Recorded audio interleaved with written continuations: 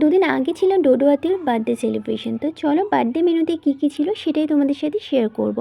প্রথমে দিয়েছিল সুপারি খোলের থালা, যেটা আমার কাছে খুব ইউনিক লেগেছে, আমি ফার্স্ট টাইম খাচ্ছি। তারপরে দিয়েছিল পনির পাসিন্দা, তার সাথে পুদিনার চাটনি, তারপর লেবু স্যালাড, তারপরে দিয়েছিল নান পুরি, তার সাথে চানা মশলা, তারপরে সাদা ভাত, তার সাথে ভেজ ডাল, ঝুড়ো ঝুড়ো আলু ভাজা, তারপর দিয়েছিল চিংড়ি মাছের মালাইকারি, তারপর কাতলা মাছের একটা রেসিপি, বাট ওটা আমার ঠিক মনে পড়ছে না কি দিয়েছিল, কিন্তু খেতে দারুণ ছিল কাতলা মাছটা। তারপরে চলে এসেছিল ফ্রায়েড রাইস, তার সাথে দিয়েছিল মাটন কষা, মাটনটা জাস্ট অসাধারণ ছিল।